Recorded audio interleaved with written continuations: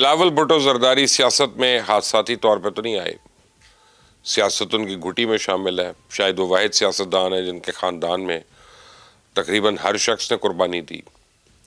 نانا ذوالفقار علی بھٹو سولی چڑھے، دونوں ماموں میر شاہ نواز بھٹو اور میر مرتضیٰ بھٹو پرسرار حالات میں جان سے گئے، والدہ کی بھرے جلسے میں شہادت ہوئی، والد نے ایک طویل عرصے تک جیل کاٹی، تو قربانیوں کی اس طویل فہرست کی وجہ وہ خود کو سندھ کا وارث کہتے ہیں، وزارت عظمیٰ کے منصب کو اپنا حق سمجھتے ہیں۔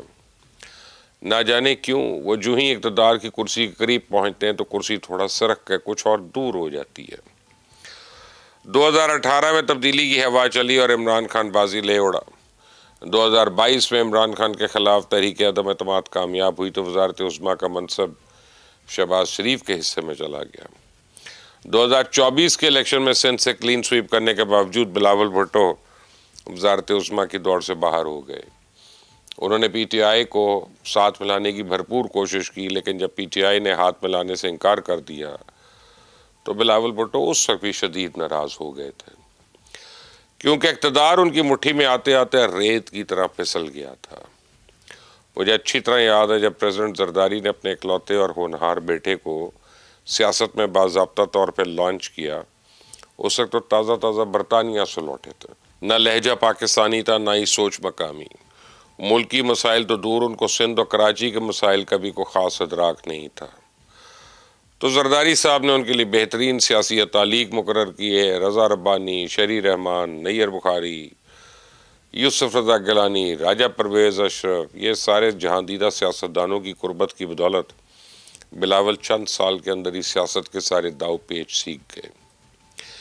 آج وہ ایک تجربہ کار سیاستدان ہے، ایک بڑی سیاسی جماعت کے سربراہ ہیں، ملک وزیر خارجہ کے طور پہ خدمات سر انجام دے چکے ہیں، حکومت میں رہتے ہوئے اپوزیشن لیڈر کا کردار نبھانا بھی سیکھ گئے ہیں۔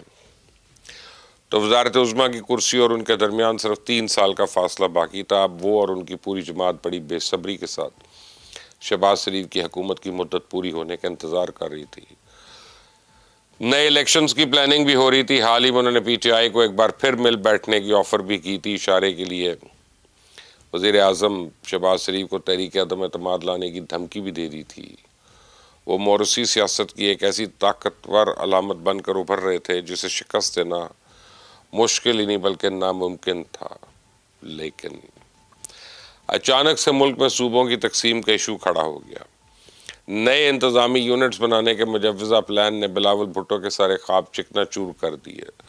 وزارت عظمیٰ کی وہ کرسی جو محض 2 قدم کی دوری پہ تھی، ایک بار پھر قریب آتے آتے یکا یک بہت دور چلی گئی۔ یہی وجہ ہے کہ بلاول آج پھر ناراض ہیں، اسی لیے آج کل انہوں نے دوبارہ چپ سادھ لی ہے۔ وہ نہ مسلم لیگ نون پہ گرج رہے، نہ وہ پی ٹی آئی اور اسٹیبلشمنٹ پہ برس رہے ہیں۔ ان کا گلہ اپنی ہی جماعت سے، ان کی ناراضگی صدر پاکستان سے ہے۔ اصل میں بلاول بھٹو کو یہ اندازہ ہو گیا کہ اگر مجوزہ پلان کے تحت صوبہ سندھ 5 انتظامی یونٹس میں تقسیم ہو گیا تو پیپلز پارٹی کے سر پر نہ تو آسمان باقی رہے گا نہ پیروں تلے زمین۔ آپ یقیناً میری اس بات پہ حیران ہوں گے کہ نئے صوبے یہ انتظامی یونٹس پیپلز پارٹی کی سیاست بلاول بھٹو کے مستقبل پہ کیسے اثر انداز ہوں گے۔ تو ذرا آپ سمجھیں، پیپلز پارٹی کی سیاسی طاقت کا اصل منبع صوبہ سندھ ہے۔ سندھ میں صرف پیپلز پارٹی ہی واحد سیاسی قوت نہیں ہے، پیر پگاڑا کی مسلم لیگ، فنکشنل لیگ بھی تقریباً 4 ضلعوں میں صوبائی اسمبلی کی 4-6 نشستیں ہر الیکشن میں نکال سکتی ہے۔ اس طرح قوم پرست سیاسی جماعتوں کا ایک پریشر گروپ بھی اندرون سندھ موجود ہے۔ سکھر اور لڑکانہ ڈویژن میں مولانا فضل الرحمان کی JUIF کا اچھا خاصا ووٹ بینک ہے۔ بدین میں فہمیدہ مرزا اور ذوالفقار مرزا، جبکہ خیرپور میں نواب آصف علی خیرپور پیپلز پارٹی کو ٹف ٹائم دے سکتے ہیں۔ ابھی وہ تمام دھڑے ہیں جنہیں صدر آصف علی زرداری نے اپنی مفاہمت کی سیاست کے ذریعے پچھاڑا، کسی کو اپنے ساتھ ملایا، کسی کے گرد ایسا حصار کھینچ دیا کہ وہ چلتے ہوئے بھی آگے نہ بڑھ سکا اور تھک ہار کے خاموش ہو کے بیٹھ گیا۔ نواب آف خیرپور، ذوالفقار مرزا، پیر پگاڑا اس کی زندہ مثالیں ہیں۔ یہ لوگ عرصہ دراز سے خاموش ہیں، ان میں سے بعض تو وقتی طور پہ سیاست سے لا تعلق بھی ہو گئے یا لا تعلق کر دیے گئے، لیکن ایسا نہیں ہے کہ وہ سندھ کی سیاست میں اجنبی ہیں۔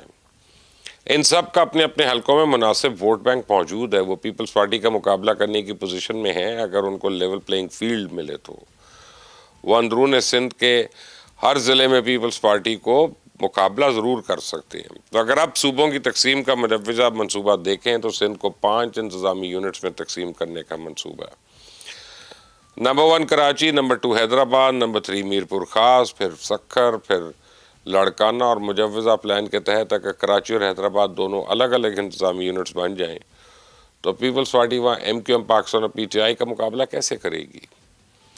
اس طرح میرپور خاص ہے مسلم لیگ فنکشنل کی جڑیں انتہائی مضبوط ہیں. وہ مسلم لیگ نون، MQM پاکستان اور PTI کے ساتھ مل کر وہاں پیپلز پارٹی کو بہت ٹف ٹائم دے سکتے ہیں. رہ گیا لاڑکانہ اور سکھر، تو دونوں انتظامی یونٹ سے PTI، JUIF، MQM پاکستان کامپرس جماعتوں کا ایک وسیع ووٹ بینک ہے.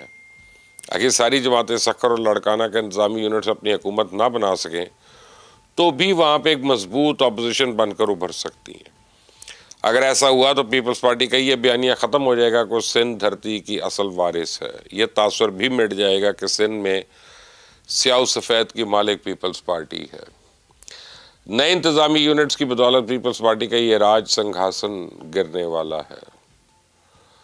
بلاول بھٹو زرداری کو جس ووٹ بینک کا زوم تھا وہ ووٹ بینک اب تقسیم ہو سکتا ہے. اور یہ تقسیم کسی سیاسی انجینئرنگ کی بدولت نہیں ہوگی بلکہ پیور آرگینک ہوگی. آپ سندھ کے ووٹر کو دوش ہی نہیں دے سکتے. اصل میں پچھلے کئی برسوں سے ان کے پاس پیپلز پارٹی کے ساتھ کوئی دوسرا آپشن ہی نہیں تھا. وہ مجبوری میں تیر پہ ٹپے لگاتے رہے. کل کلاں جب ہر یونین کاؤنسل میں پیپلز پارٹی کے مخالف ٹکر کا امیدوار کھڑا ہو گیا، ووٹرز کے ایک دوسری چوائس دستیاب ہوگی. وہ فیصلہ کرنے میں آزاد ہوگا. اور میں آپ کو گارنٹی دے سکتا ہوں کہ آپ سندھ میں سیاسی جماعتوں کا لیول پلینگ فیلڈ فراہم کریں، پولنگ سٹیشنز کو خوف و دباؤ سے آزاد کر دیں، پوری دنیا کو پتہ چل جائے گا کہ پیپلز پارٹی سندھ کی عوام میں کتنی مقبول ہے. تو بلاول کی ناراضگی اور خاموشی کی اصل وجہ بھی یہ ہے کہ ان کی مقبولیت کا راز کھلنے والا ہے. 15-20 سال کی محنت سے انہوں نے جو بیانیہ بنایا تھا اس بیانیے کی کلئی کھل سکتی ہے. سندھ اب صرف پیپلز پارٹی کی ملکیت نہیں رہے گا بلکہ اس کے مالک سندھی ہوں گے، مہاجر ہوں گے، مسلم لیگ فنکشنل، مسلم لیگ نون، PTI اور JUIF سب اقتدار میں اپنا اپنا شیئر حاصل کریں گے.